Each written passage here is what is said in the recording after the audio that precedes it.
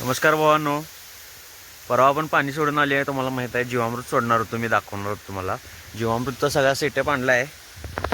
जीवामृत घेऊन आले, कसरत करत आले. बघू शकता तुम्ही. पंपाला आमच्या जीवामृत भरलो. पंपाला आमच्या पट्ट्याने कमरेला बांधायच्या. काय जुगाड करायला लागते. पंप बांधून आणले. असल्या वाटेवरनं आपण कसरत करत आले. आता जीवामृत सोड्या दाखवतो तुम्हाला प्रोसेस पुढची.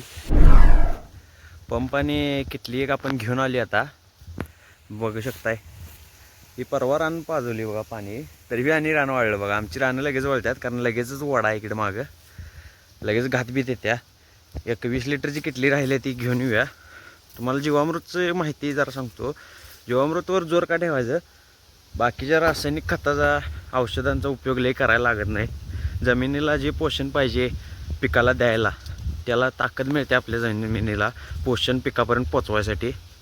आणि काय असेल ते जमिनीतलं नैसर्गिक घटकं आपल्या पिकात येत जातात, पिकाला काळुकी येत जात्या.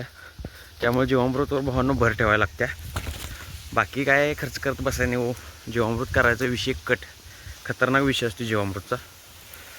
एक किटली राहिल्या तेवढी घेऊन येतो आणि तुम्हाला दाखवतो कसं सोडायचं आळवणी बिळवणी. 2 किटल्या पंप आणले आपण. स्वागतनं म्हटलं आहे आमच्या पंप चालू होत नाही, बंद झाला आहे पंप. तरी पण चेक करूया आपण.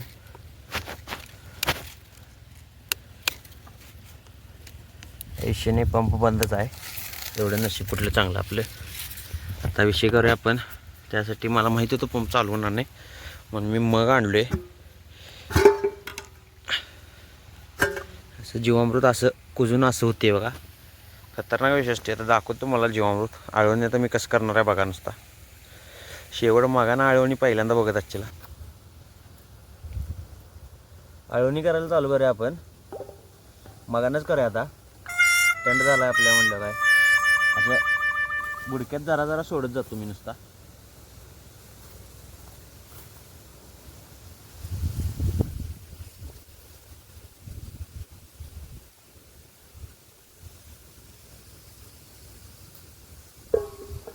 असंच करायला लागणार आहे आपल्याला, पर्याय नाही.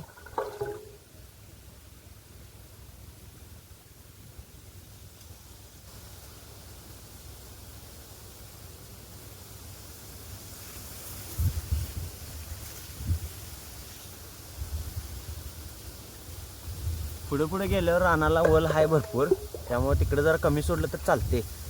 तिकडे जरा एवढा पट्टा जास्त सोडायला लागणार आहे.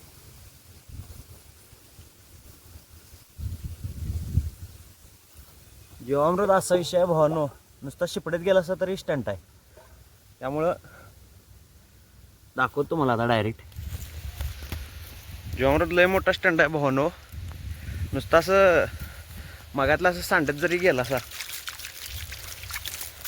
असं तरी लय मोठा स्टंट आहे जीवामृतचा. रिझल्ट बी तुम्हाला दाखवणार मी 8 दिवसानं. जीवामृत काय आहे विषय तुम्हाला कळेल. ताकद जीवामृतमधली.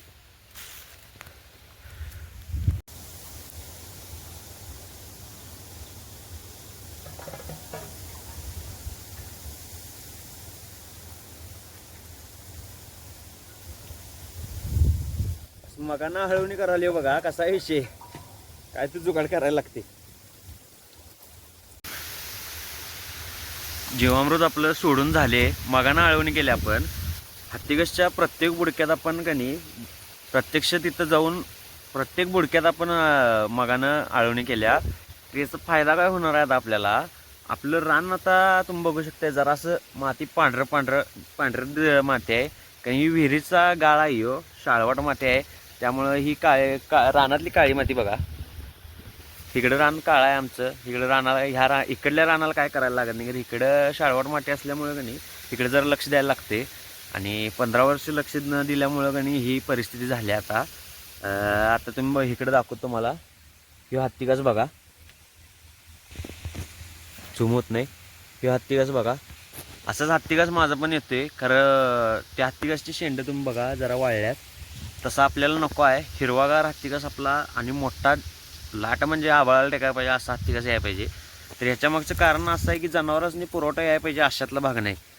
जनावरांनी जमिनीतनं जीवनसत्व जाऊ देत, पोटात जीवामृतमुळे ती तयार होतील जीवनसत्व, आणि वैरणीच्या माध्यमातून जनावरांच्या पोटात गेलीत की नाही आपल्याला मिनरल मिक्सचरची फारशी गरज भासत नाही. ह्यासाठी आपले प्रयत्न चालू आहेत, जेणेकरून रासायनिक खत मी का वापरत नाही. रासायनिक खताचा दुरुपयोग काय होते, वैरणीतनं ते घटक आपल्या जनावरांच्या पोटात पण जातात, त्यामुळे आपल्याला ते नको आहे. ह्यामुळं आत्ताच्या लेवलच्या जनावरांची भांडी बाहेर येणे किंवा ताप कणकण सारखं असणे, दुधाला तक्रार करणे, मसरांच्या बाबतीत बैठक गाभण न जाणे, ह्या तक्रारी व्हायल्यात. हे कशामुळे व्हायल्यात, तरी आपल्या रानातनं जी जीवनसत्व जायला पाहिजे ती जात नाहीत. त्यामुळं आपलं हे प्रयत्न चालू आहेत. आणि सगळ्या शेतकऱ्यांनी आपलं एकच सांगणं आहे की अशा प्रकारे जीवामृत सोडूनच तुम्ही शेती करा, जेणेकरून जीवामृत सोडायचं नसलं तर रासायनिक खतं पण टाकू नका. हा याच्यावर शेती करा. खरं रासायनिक खताचा वापर कमी करा, जेणेकरून आपल्या जनावरांची तब्येत चांगली राहील आणि दुधात पण ते घटक रासायनिक आपले येणार नाहीत. अशा प्रकारे माझा ती हेतू आहे. आणि जास्त करून मिनरल मिक्सचरचा खर्च करणे हे माझा त्यामागचा स्वार्थीपणा आहे म्हणा. खरं ती तसाच विषय आहे. आता दूधाचं दरबीर कमी झाल्यात म्हटलं आम्हाला असं काय तर ॲडजस्टमेंट करायला लागत्या. त्यामुळं मी जीवामृतचा प्रयोग आपल्या जीवामृतचा रोजच्या रोज आपल्या जीवामृतवर जोर असते. प्रत्येक वेळी आपण कापणी झाली की जीवामृत सोडूनच परत हातीकाच घेते, जेणेकरून आपल्या जनावरांनी मी जवळजवळ 1 वर्ष मिनरल मिक्सचर, पण आपल्या गोट्यात तक्रार नाही गाभांची किंवा कशाचीच. भांडं वगैरे येणे ह्या तक्रारी आपल्या गोट्यात होत नाहीत. त्यामागचा म्हणजे रिझल्ट मला तसा मिळालेला आहे. त्यामुळं तुम्ही पण व्हिडिओला लाईक शेअर सबस्क्राईब कराच आणि या गोष्टींचा विचार करा. चला भेटूया पुढच्या व्हिडिओत.